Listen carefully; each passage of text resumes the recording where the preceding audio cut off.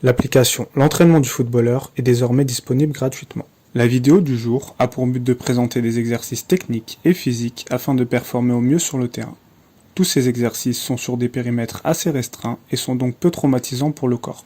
On les réalisera sous forme de circuit en enchaînant un exercice après l'autre si possible et en prenant du repos quand c'est nécessaire. On fera 4 à 8 tours du circuit d'exercice et on veillera à s'hydrater pendant les temps de repos. On commence donc cette séance avec le premier exercice qui va cibler principalement l'équilibre, mais qui va aussi solliciter les jambes ainsi que la proprioception. La consigne sera d'être en équilibre sur une jambe, de lever la seconde, puis de la tendre en arrière en se penchant en même temps en avant. On réalisera ce mouvement à 10 répétitions sur une jambe, puis de nouveau 10 répétitions sur l'autre. L'exercice pourra sembler difficile si on n'a pas l'habitude de travailler son équilibre.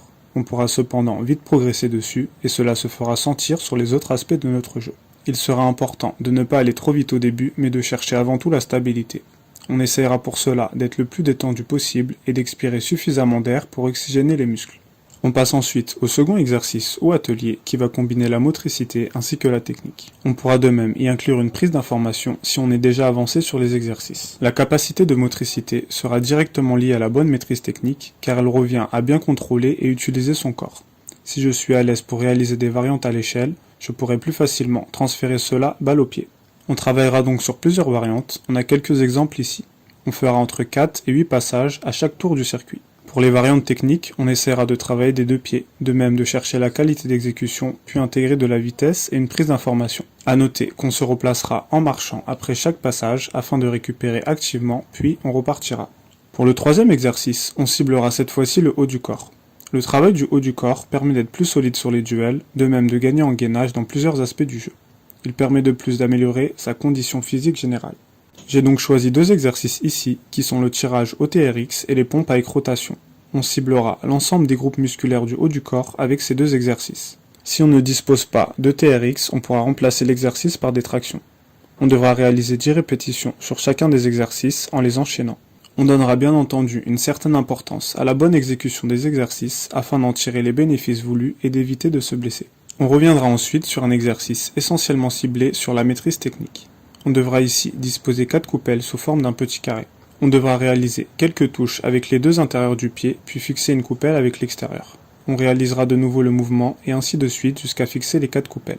On devra bien entendu fixer les coupelles droites avec l'extérieur du pied droit et les coupelles gauche avec l'extérieur du pied gauche. On réalisera cet exercice pendant 30 secondes à 1 minute. Il nous permettra principalement de nous améliorer dans les petits périmètres, de même d'avoir une technique plus fluide et des jambes plus légères. Le fait d'enchaîner aura aussi un impact positif sur l'endurance musculaire et cardiovasculaire. On passe après ça au cinquième exercice du circuit qui va concerner la vitesse avec et sans ballon. On aura tout d'abord un travail de vivacité où on devra avancer et reculer entre plusieurs coupelles en faisant des petits pas. On accélérera ensuite avec le ballon sur 10 mètres et on fera de même balle au pied.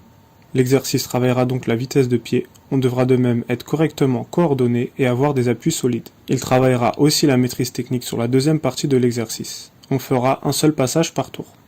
Pour le sixième exercice, on reviendra de nouveau sur de la technique. On positionnera 3 coupelles et on devra réaliser le slalom en boucle pendant 30 secondes à 1 minute. La consigne est donc assez simple, on fera des touches assez fines en essayant de ne pas toucher les coupelles.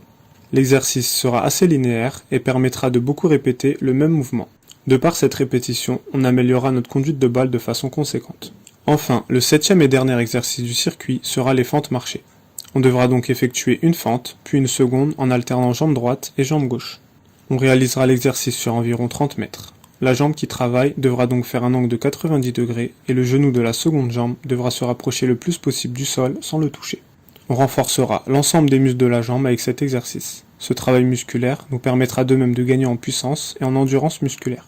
On pourra donc mieux enchaîner des efforts intenses et multiples. Comme dit précédemment, on fera 4 à 8 tours de ce circuit composé de 7 exercices. Le temps de repos dépendra de la forme du joueur qui les réalise. On privilégiera toujours la qualité à la quantité. Si ce n'est pas possible de réaliser les exercices sous forme de circuit, on les réalisera les uns après les autres. Ce type de séance pourra être réalisé jusqu'à 4 fois par semaine maximum.